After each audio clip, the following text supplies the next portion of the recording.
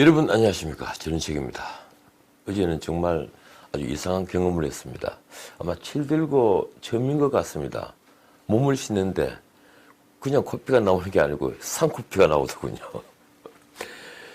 요즘 영상을 올리면요 불과 10분이 채 안 되어 이른바 노란 딱지가 붙습니다.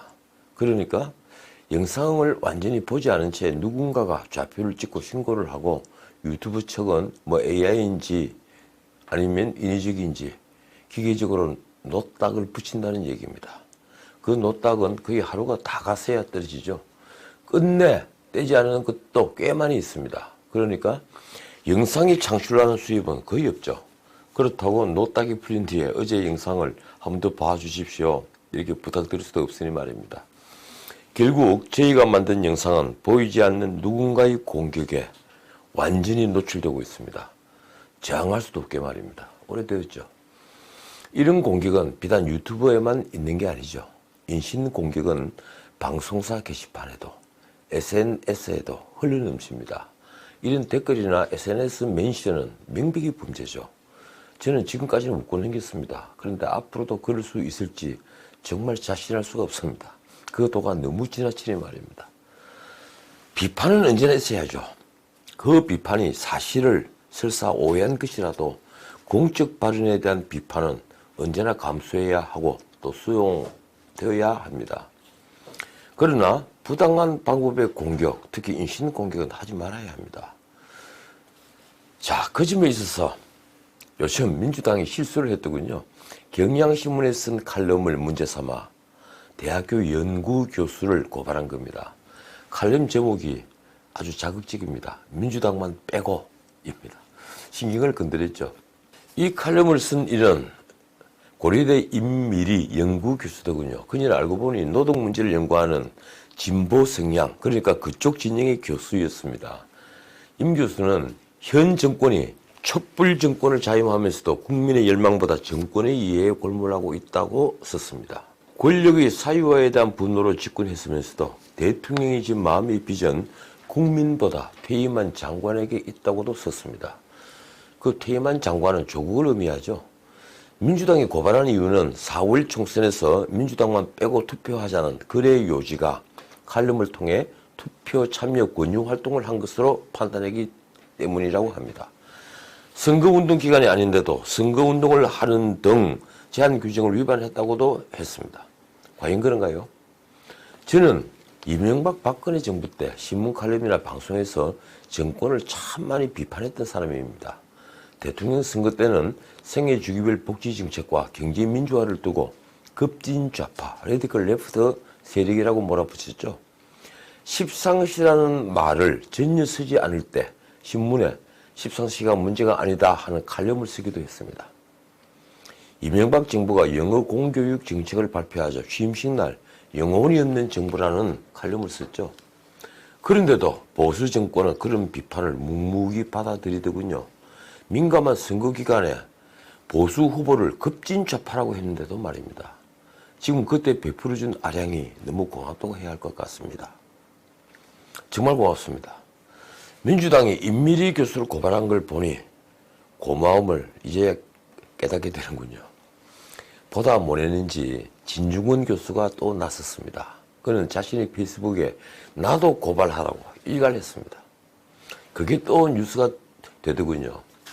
이런 일에 제가 자주 언급하는 분이 있죠. 백악관을 가장 오래 출입한 94살 헬렌 토머스 기자입니다. 그 노 기자는 권력자에게 질문할 수 없는 사회는 민주사회가 아니다 이렇게 말했습니다. 후보 시절에 문재인 대통령에게 제가 이 말을 인용하면서 참을 수 없는 비판도 수용할 수 있겠느냐 이런 질문을 던졌을 때 문 대통령은 분명히 참겠다고 답변했습니다.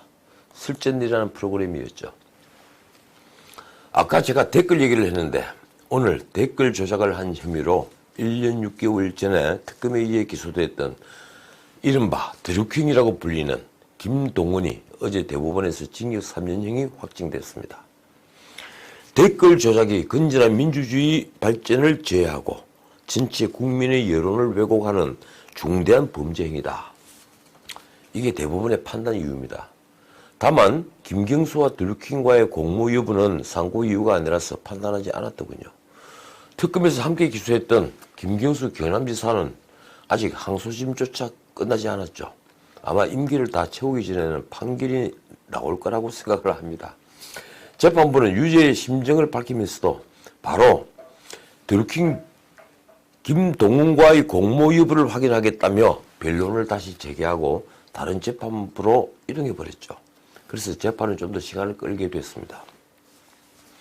오늘 드루킹 판결을 지켜보면서 다시 원세훈 전 국정원장을 떠올린 게 저만일까요? 솔직히 드루킹이 매크로로 조작한 댓글은 국정원 팀이 당시 달았다는 댓글과는 비교할 수 없을 정도로 엄청난 양입니다. 당연히 선거에 미치는 영향은 매우 크죠. 반기문 후보의 낙마도 이 드루킹이 매크로로 조작한 여론 때문이라고 저는 생각합니다. 자, 오늘은 무너지고 있는 우리 중산층을 말씀드리고 일부를 마치도록 하겠습니다. 이틀 전이죠. 문 대통령이 남대문을 찾았을 때 시장 상인들이 장사가 너무 안 된다면서 너도 나도 살려달라고 하소연하고 있다는 말씀을 전해드렸습니다. 영남 선거를 책임지겠다고 나선 김부겸, 김영춘, 김두관 세 의원이 경제가 너무 어려워 현장에는 원성이 자자하다며 추경을 요청했다는 것도 말씀드렸죠. 말하자면 우리 사회를 지탱하는 중산층은 지난 3년 동안 속절없이 무너지고 있었죠. 세금으로 돈을 풀었지만 동맥경화를 일으킨 경제로 인해 시장에는 돈이 통 돌지 않습니다. 세금 지원을 받는 빈곤층도 어렵지만 이럴 때 중산층은 제일 먼저 고통을 받습니다. 실직자가 대폭 늘어나고 자영업자들은 종업원을 내보내다가 마침내 폐업하죠. 개업 1년도 안 된 폐업률이 지금 치솟고 있습니다. 뭘 해도 안 된다는 건데 그중에도 가장 먼저 고통받는 이들은 영세업자들이죠. 어제 동아일보는 월세를 걱정하는 자영업자들을 취재한 기사를 실었더군요. 피부관리업소, 대중상호나 네일아트업소, 그리고 미용실 등을 취재했습니다. 모두 손님이 뜸하고 단골의 발길이 끊겼다고 한숨 지고 있다는 기사입니다. 이 고통받는 이들이 우리 사회를 지탱하던 중산층들이었습니다. 이들이 무너지기 시작한 것은 일자리가 너무 빨리 사라지면서였죠.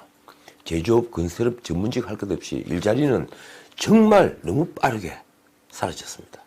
가장 큰 피해자가 사회를 지탱하는 40대입니다. 특히 제조업 40대 일자리는 너무 많이 사라졌습니다.